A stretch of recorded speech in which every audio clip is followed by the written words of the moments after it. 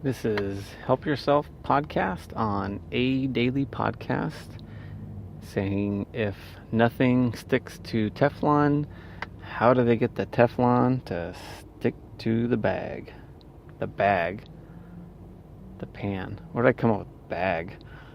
Because in either game, life or football, the margin for error is so small. I mean, one half a step too late or too early, and you don't quite make it. 1/2 second too slow, too fast, you don't quite catch it. The inches we need are everywhere around us. Hell yeah. They're in every break of the game, every minute, every second. Leg out.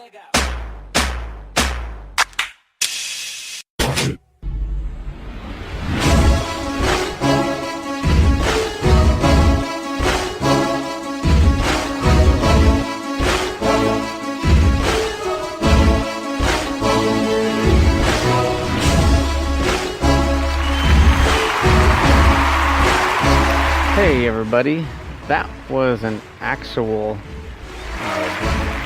mistake. I really did mean to say if nothing sticks to Teflon, how can they get the Teflon stick to the pan? And somehow the bag came out. And if you don't think that you need reps if you're going to be a comedian, boy, let this be an example that it is not easy. I'm far from a comedian, but I'm far from not being a comedian. So I'm somewhere in the middle, like it or not. I was at the doctor's this morning, and of course, she said go get your lab work done, and anytime. And so I was leaving the doctor, and I had the note in my hand that you give to the lab core or whatever it's called, and it's like Quest Diagnostics, and then they take the order, but I know that you need to fast and all these things. And I was thinking, if you're fasting, you will get certain results. And okay, so should I go home and fast? But I'm like, you know what, I know I'm not gonna come back and do this. I get so busy. So do I wait another day and, forget to do my fasting before the doctor's appointment? Or should I just go in there and get the blood draw? And yeah, I'm not fasting, but maybe it'll just be a 5% difference or 10%. Everything else will be good, and it's not going to be catastrophic. And it's really a calculated risk. And I'm like, you know what? I know myself. If I don't do it now, I'm not going to do it. And so I went in there, and I got the blood draw, which I hate. Ironically, I get kind of weak and dizzy, and when I and if I seem distracted, it's because I just saw there's a guy. I do the podcast from my vehicle, and there was a guy, his wife was pregnant, and a girl that was like 7 years old standing on the corner begging for money. I guess she's out of school now, but it's kind of distracting because my mind goes into, okay, people feel sorry for this kid, but actually this kid will be more tough later on, as long as they can avoid the hang-ups. So it's that would be an interesting case study. It can go either way. The kid could be tougher for it, or the kid could be, a segue to doing drugs. And it's kind of weird when you see kids like that. That girl was my daughter's age, and then your mind starts doing all this math. Anyway, so I'm donating blood, and I get queasy, and it's ironic because I used to work in a blood lab, dealing with blood, and I'm a diabetic, so I deal with needles all the time. But for some reason, I get queasy doing a blood draw. Not a shot. A shot I could do all day long, but it's the weirdest thing. It's just hang-ups from when I was young, I guess. My dad didn't like needles, so nor did I. So I had to do a urine sample. So I'm like, whatever, they give you this cup, and now you're in the waiting room, and you're holding the cup. Everybody's like, it's the walk of shame, you're doing. And I go to use the restroom. Of course, somebody's in there, so I'm standing in the hallway. And then this large woman of color walks out, and I walk in, and I see her urine sitting there. I'm like, are you kidding me? They don't have a little like a window. Some of them you put the sample in a window. Well, this one you just put on a table in the restroom. And so I'm staring at her urine, and so she probably felt like, oh, that's kind of awkward. And I'm going in there, I feels kind of awkward. And so I put my urine next to hers, and I'm thinking, in a day of, you can't have your dog in a restaurant because of cooties, bacteria, germs, and the HIPAA laws, which are, privacy, patient privacy, and all the other things. When a blood lab is too cheap, oh, there I go yelling again, to have a nice little hole in the wall that goes to the lab, or at least on the other side, even if nothing's there, just when you leave, they come in and get it. It kind of pops out, and I was thinking, what it is that my health insurance is real cheap. I have the cheapest one I can afford. I guess that doesn't make any sense, but the cheapest one available, that at least will cover some stuff. So I was thinking, okay, well, here's the end result. I go to the cheapest healthcare provider, and therefore I get the cheapest lab work done. Therefore, guess what? They have terrible service. They don't have, the nice little hole in the wall that I'm used to when I was with Kaiser. And so I'm thinking, okay, there you go. It's the old adage, you pay now or pay later. And it reminds me of a vehicle. At the very beginning, you can get the cheapest vehicle. Like my dad, he was searching he wanted an SUV, didn't want to pay a lot of money. So I go, hey, get that Ford Track that has the little bed in the back, and you got your truck and car, but you're gonna have to get one with 120,000 miles because he only wants to spend 4,000 or 5,000. So he's gonna spend the 4,000 or 5,000. He's not gonna pay, like right now he leases a new car, but he's complaining about the insurance and the money and blah blah blah. Well, there's gonna be a time where his air conditioning goes out, or his fuel pump, water pump, electronic relay. Something is gonna happen to where he's gonna now wish he was making those payments ahead of time, so he didn't have to deal with that. I always say I'd rather spend 2 hours underneath the hood working on the car or working at my job to pay for something, so I'm not going to spend an hour on the side of the road.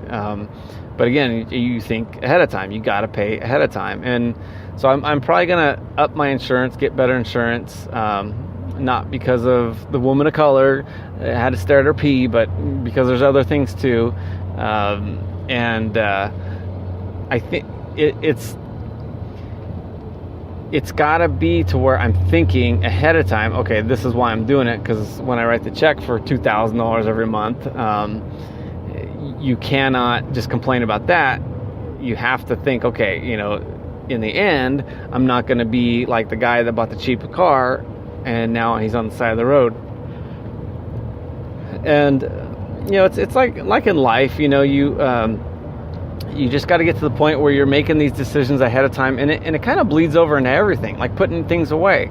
Do I really want to put them away now, or do I just want to put it on the table and I'll get to it later? And I always say, if you don't feel like doing it now, let's say you get back from a vacation and your truck's full of suitcases and horseshoes, and what else do people do on their vacations? Clay skeet shooting targets. It's a real popular one, I know.